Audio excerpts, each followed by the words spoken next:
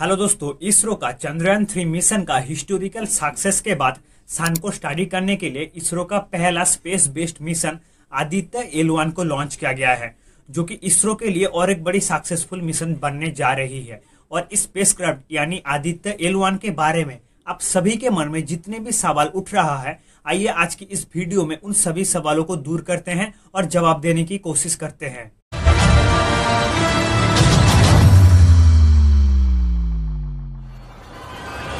पहला सवाल उठता है, क्या है ये आदित्य L1 मिशन?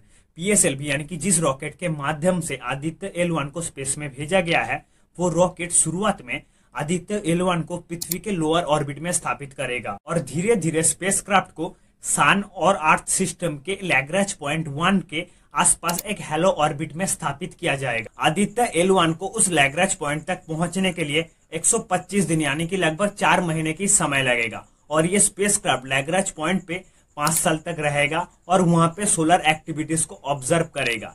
इसीलिए इस मिशन का नाम आदित्य L1 दिया गया है। लेकिन इस समय आप सभी के मन में जो सवाल पैदा हो रहा है वो है, ये लैग्रांज पॉइंट है क्या?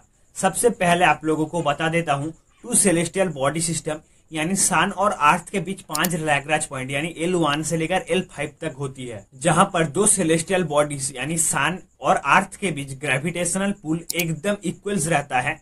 वहां पे जो स्पेसक्राफ्ट को भेजा जाता है और सालों तक स्पेसक्राफ्ट वहीं पे ही रहता है, उसे लैग्रांज पॉइंट कहा जाता है। नासा के अनुसार लैग्रांज पॉइंट को स्पेसक्राफ्ट की पार्किंग स्पॉट के रूप में इस्तेमाल किया जा सकता है। लेकिन सोचने वाली बात यह है, इसका नाम लैग्रांज पॉइंट क्यों रखा गया है?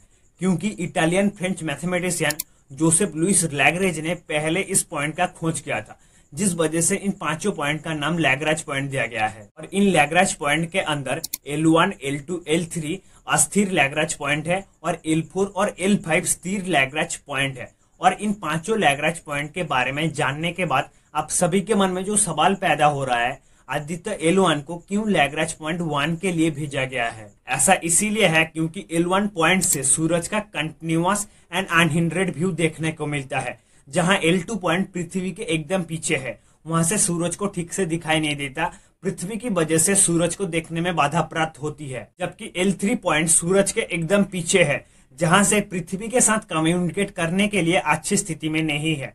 जहां पर L4 और L5 पॉइंट एक अच्छी पोजीशन में है, लेकिन L1 के तुलना में पृथ्वी से बहुत ज्यादा दूर है। यूरोपियन स्पेस एजेंसी का सोलर एंड हेलियोस्फेरिक ऑब्जर्वेटरी स्पेसक्राफ्ट यानी कि सोहो को लैग्रांज पॉइंट 1 में तैनात किया गया है और ये स्पेसक्राफ्ट अभी तक 400 से भी ज्यादा धूमकेतुओं की खोज किया है। तीसरा सवाल, आदित्य L1 का उद्देश्य क्या है?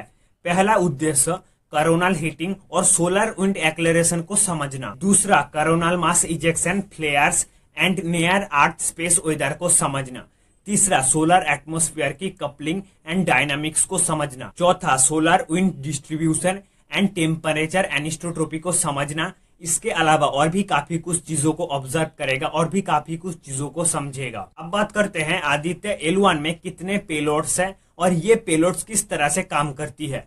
आदित्य L1 में कुल मिला के 7 पेलोड्स है, जिसमें से 4 रिमोट सेंसिंग पेलोड्स है जो सीधे सूरज को देखेगा और उसका डेटा रिकॉर्ड करेगा, और 3 इन-सिटू पेलोड्स है। 4 रिमोट सेंसिंग पेलोड्स में पहला है विजिबल एमिशन लाइन कोरोनाग्राफ यानी कि VELC, जो मल्टी सील स्पेक्ट्रोग्राफ के साथ रिफ्लेक्टिव कोरोनाग्राफ के रूप में डिजाइन किया गया एक प्राइम पेलोड है। दूसरा, सोलर अल्ट्रावायलेट इमेजिंग टेलीस्कोप यानी कि सूट, एक अलग टेलीस्कोप है जिसका एकमात्र उद्देश्य है अल्ट्रावायलेट वेवलेंथ रेंज से सोलर डिस्क की तस्वीर लेना। तीसरा, solar low energy x-ray spectrometer, जिसे सोलर फ्लेयर्स को स्टडी करने के लिए सोलर सॉफ्ट एक्सरे फ्लक्स को डिजाइन किया गया है। चौथा, high energy L1 orbiting spectrometer, एक अलग इंस्ट्रूमेंट है जो सूरज को ऑब्जर्व करेगा और high energy x-ray solar flares को स्टडी करेगा। अब बात करते हैं इन-सिटू पेलोड्स की। पहला, Aditya solar wind particle experiment यानी कि एस्पेक्स, एक इन-सिटू पेलोड्स है जिसका 2 सब सिस्टम्स है। दूसरा, प्लाज्मा एनालाइजर पैकेज पर आदित्य यानी पापा, ये इंस्ट्रूमेंट सोलर विंड्स और उसका कंपोजिशंस को समझने की कोशिश करेगा। Triaxial high resolution digital magnetometers, ये स्पेस में low intensity and interplanetary magnetic fields को मापेगा। फिलहाल आप सभी के मन में अगर कुछ सवाल बचा हुआ रहता है तो कमेंट कीजिए, मैं अगली वीडियो में इसका जरूर जवाब देने की कोशिश करूंगा। फिर मिलते हैं अगली वीडियो में।